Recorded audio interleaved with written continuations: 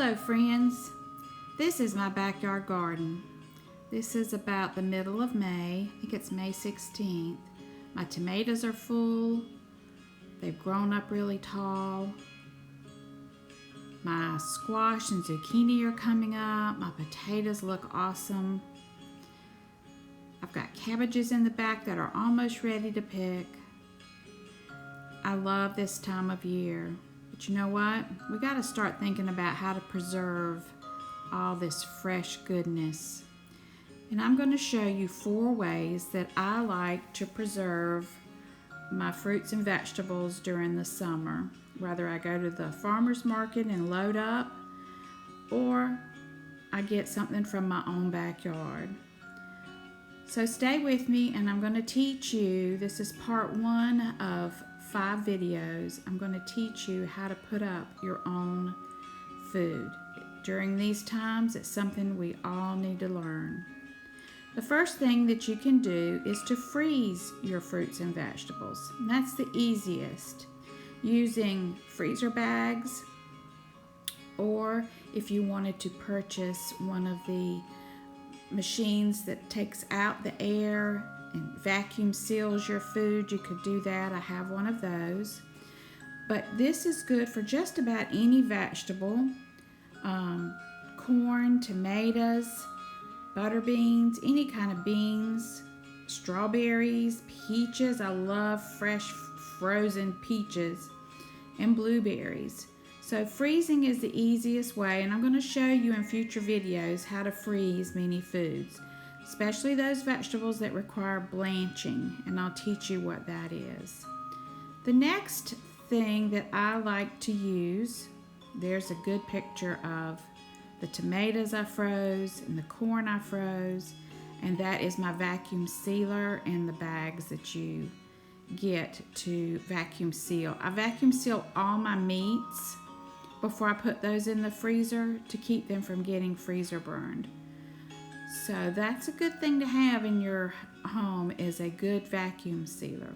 But for now, you can just use freezer bags. Make sure that you do pick up freezer bags and not regular storage bags.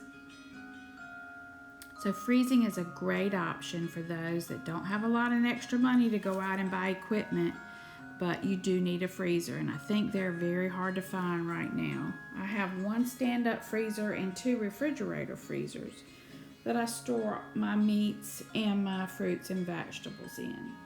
That is one good way to put away food. And if you're a single person that doesn't have a big family, you can put these into smaller sizes and pack those in the freezer for like 1 meal.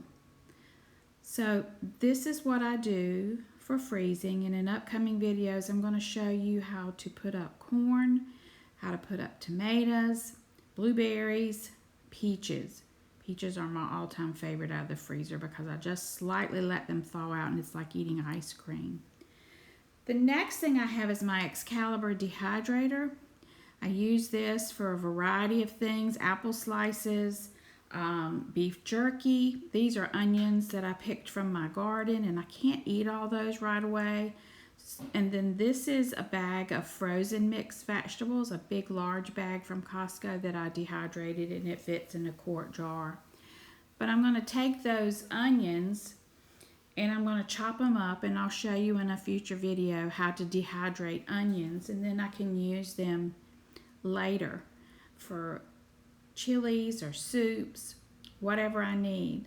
I can't eat all those right now. We don't eat a whole lot of onions, but I can certainly dehydrate them. These are the apple chips I make, sprinkled with cinnamon. I'll do a video on that later in the fall when apples are in season. But basically with dehydration, you can dehydrate just about any type of fruit or vegetable. And of course, beef, fish, and chicken if you're making jerky. There is a really good book I'll show you at the end of this video that I learned how to dehydrate my food. Works great. It's an excellent book. I highly recommend it. This is a 9 tray. They do have smaller ones. I do my herbs. I've done a video already on making peppermint tea. I dry my herbs in this. It's an excellent way to preserve food. Now with dehydration, you have got to seal it and get all the air out. or it will mold. So I have oxygen absorbers, and I also use my vacuum sealer to get all the air out. The next process is water bath canning, and that's a water bath canner in the background.